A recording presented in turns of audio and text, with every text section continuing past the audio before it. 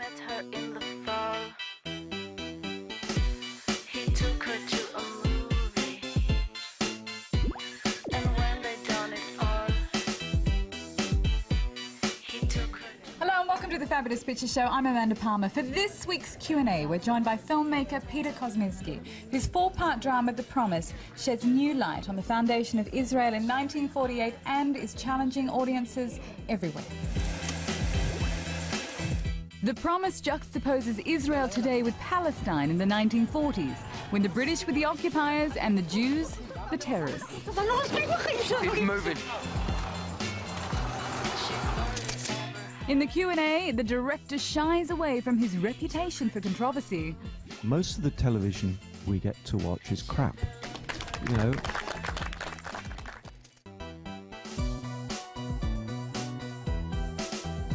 Hello everybody, welcome to the Fabulous Picture Show and this Q&A. Please, may I introduce and welcome Peter Kosminsky, the filmmaker of The Promise.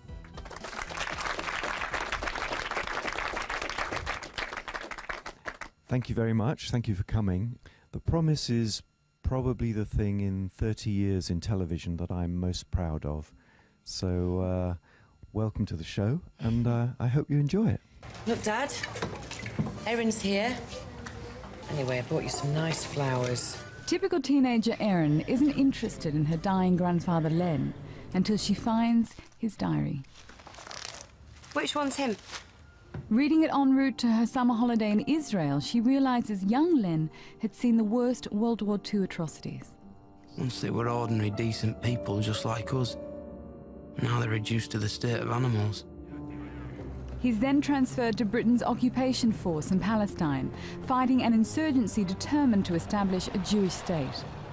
You should be aware that these Jews see returning to the Holy Land as a fulfillment of a promise made to them by God. The diary device allows for a powerful juxtaposition of past and present. When Erin becomes part of a scenario she'd seen only on the TV news,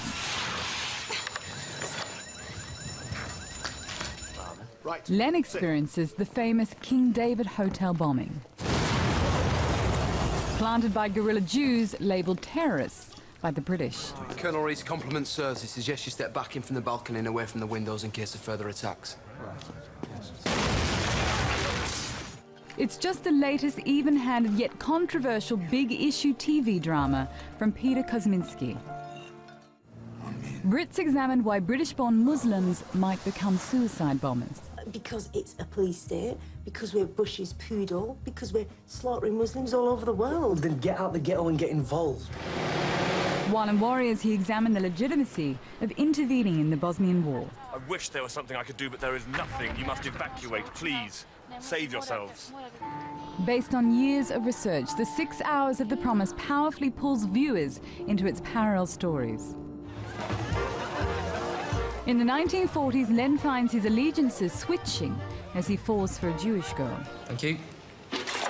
Only to be taken hostage. Cool. Meanwhile, Erin tries to return a key from Len's diary to its Palestinian owners and gets a crash course in contemporary Middle East politics.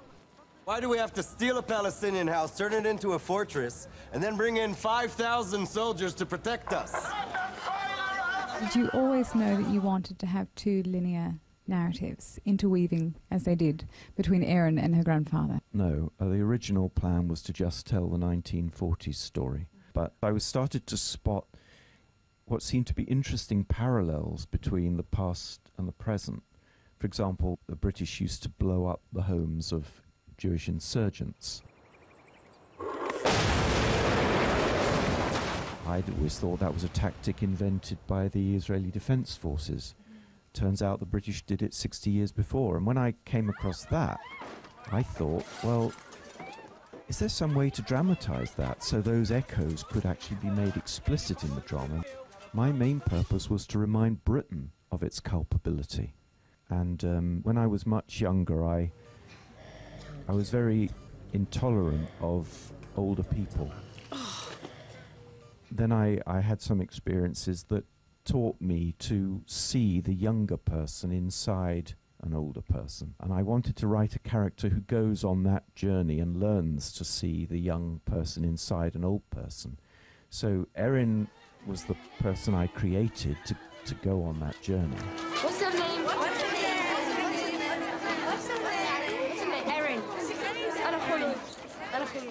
Throughout the film, you feel like you are with Len, don't you? Or at times you are with Erin, indeed. Almost feels like you're on their shoulder. Well, before I made drama, I did documentaries for 10 years.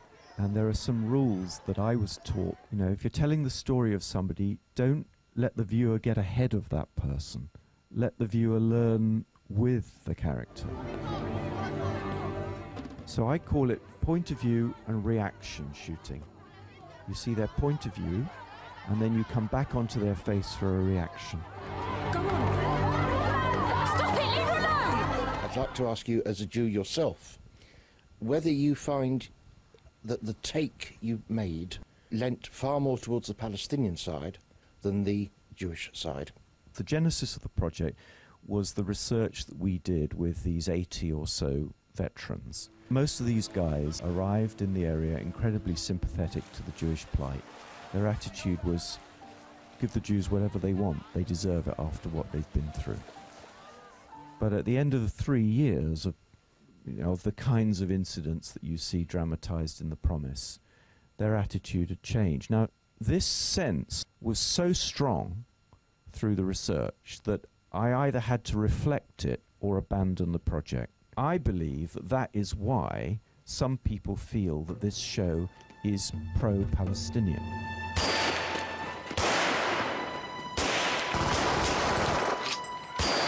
There was a fair amount of distortion of a kind that I think I really ought to point out. For anyone like myself, I'm an historian, it's very easy to see where it was totally wrong.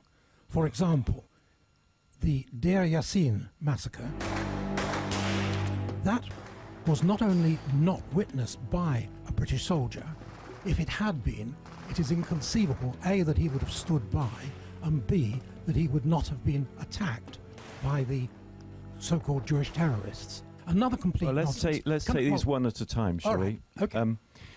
Okay, well, you'd have to tell the British soldier who was there and who we interviewed that it was a complete nonsense, because unlike you, he was there and he witnessed it.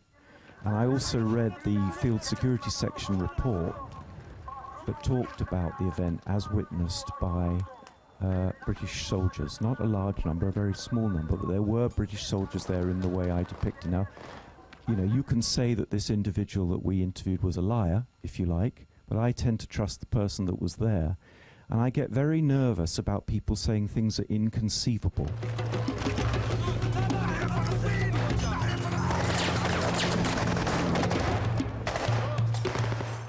Can I go on to another point? If I may ask, with all respect, because there's so many people who have questions, I think one of your questions makes a very potent point. And I'd like to make one where I can prove that it's inconceivable. Your brave Erin goes into Gaza through a tunnel.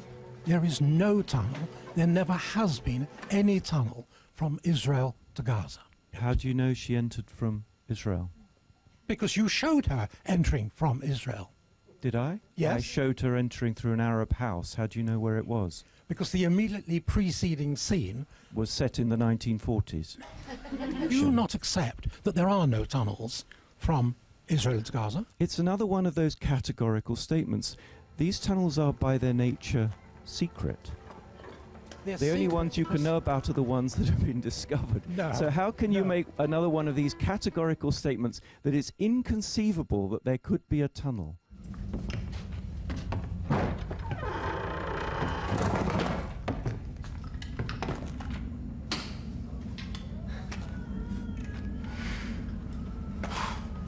Clearly you made this with an agenda. I mean, the agenda stood out a mile, and it was a political agenda. May I just ask the audience for a moment, sir? Who thinks it has an agenda, this film? A potent agenda. 3? Okay. 4? Okay. And who doesn't think this has an agenda? All right. Who thinks that this film was pro-Palestinian? Okay. Who thinks that this was balanced on both? And who thinks it was pro-Israeli. Nobody thinks it's pro-Israeli. So we've pretty much agreed that we don't think it has an agenda. Yes? Yes. Okay. Well, it may be that the audience does or doesn't feel that it has an agenda. That doesn't mean to say that it didn't have an agenda. Absolutely. Stop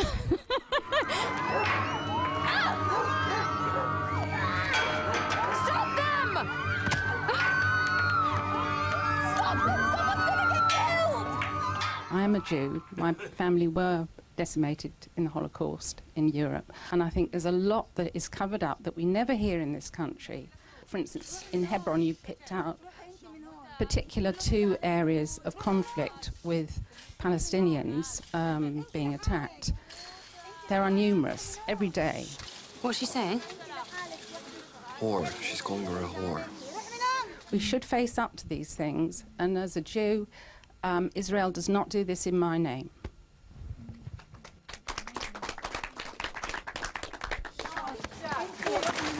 Pop out of it, okay?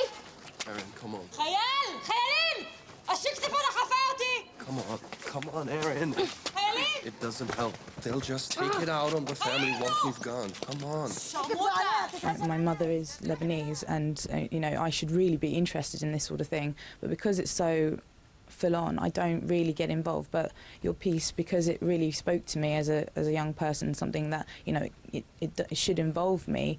You know, Erin found it through her grandfather, but you know, for me, it was probably your piece that will probably inspire me. How many of you feel like you have changed a perspective in some way? Yeah? Any question you'd like to put to them as a final note? Most of the television we get to watch is crap. You know?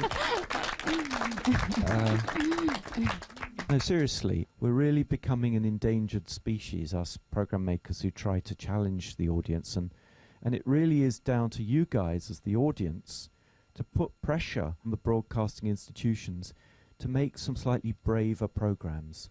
I think we're united on that. Yes? All right. Please, everybody, can we thank here Peter Kosminsky for bringing The Promise.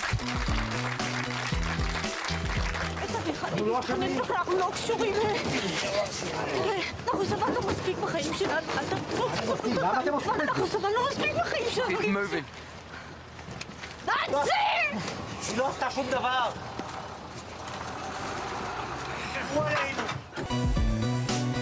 Well, that's it for this fabulous picture show and your next film, Mandela.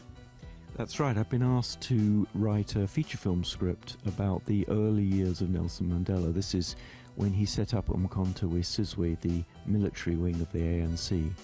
And I'm trying to write something that's an antidote to simplistic thought, because this is a period when the person we think of as the greatest force for peace in the world was actually a terrorist. Which later we now call him a freedom fighter, of course. Well, I guess that's the subtext of the piece. One person's terrorist is another person's freedom fighter. Peter, I'm not going to give you 8 years on this film, though. You have to come back sooner.